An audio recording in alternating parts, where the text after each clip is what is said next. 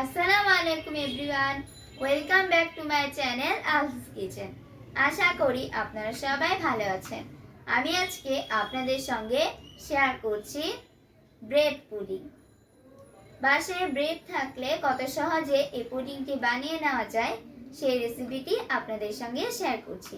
আশা করি রেসিপিটি ভালো লাগবে। চলেন চলে যাই মূল রেসিপিতে। ব্রেড পুডিং বানানোর জন্য এখানে আমি কিছু ব্রেড নিয়ে নিয়েছি। এখন আমি এগুলোকে টুকরো টুকরো করে কেটে নিব। আমি এখানে ব্রাউন অংশ সহই কাটছি, তবে আপনারা ব্রাউন অংশটা বাদ দিতে পারেন। ব্রেডগুলো কেটে নিয়েছি। এখন এখানে আমি আধা লিটার দুধকে ঘন করে জাল করে 1.5 কাপ করে নিয়েছি। এখন এই ব্রেডের সাথে দিয়ে দিচ্ছি।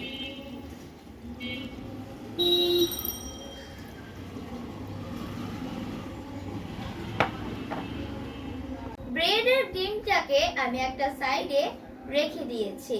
অন্য একটি বাটিতে আমি 4টা ডিম ভেঙে নিয়েছি। এখন এতে দিয়ে দিচ্ছি 1/2 কাপ পাউডার সুগার, দিচ্ছি সামান্য ভ্যানিলা এসেন্স,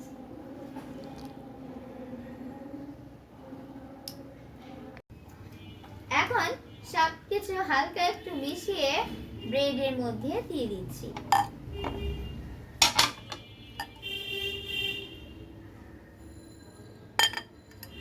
এখন আমি এগুলোকে ভালো করে ব্লেন্ড করে নিব। খুব ভালোভাবে ব্লেন্ড করে নেওয়া হয়ে গিয়েছে। এখন আমি ব্যাটারটাকে ছেঁকে নিব, যাতে এই ব্যাটারের মধ্যে কোনো লাম্পস না থাকে। যে মোল্ডে আমি পুডিংটা সেট করব সেই মোল্ডে আমি 1/2 কাপ চিনি নিয়ে নিয়েছি। এখন আমি চিনিটাকে ক্যারামেল করে নেব। ক্যারামেলটা তৈরি করে মোল্ডে সেট করে নিয়েছি। এবারে আগে থেকে বানিয়ে রাখা দুধ, ডিম ও ব্রেডের মিশ্রণটা এই ক্যারামেলে ঢেলে দিচ্ছি।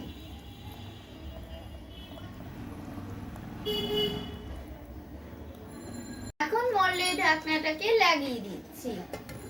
এখানে আমি একটি প্যান নিয়ে নিয়েছি, প্যানের মধ্যে পানি দিয়ে দিয়েছি। এবার মোল্ডটাকে বসিয়ে দিচ্ছি।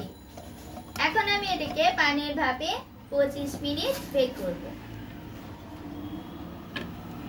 উপরে আবারও একটি ঢাকনা দিয়ে দিলাম। 25 মিনিট পর আমি পুডিংটাকে চুলা থেকে নামিয়ে নিয়েছি এবং ঠান্ডা করে নিয়েছি। এবার আমি পুডিংটাকে মোল্ড থেকে বের করে নিচ্ছি। প্লেটে পুডিংটাকে ঢেলে নিয়েছি।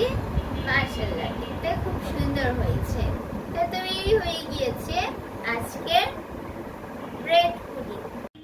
রেসিপিটি যাদের ভালো লেগেছে তারা অবশ্যই লাইক, কমেন্টস ও শেয়ার করতে ভুলবেন না। সেই সাথে আমার চ্যানেলটি সাবস্ক্রাইব করার অনুরোধ রইল।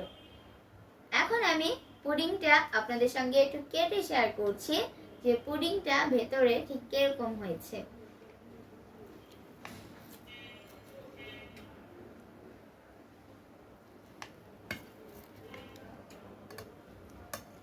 দেখতেই পাচ্ছেন ভেতরটা কত সুন্দর হয়েছে। এ পর্যন্ত আজকে, আবার দেখা হবে অন্য কোনো রেসিপি নিয়ে।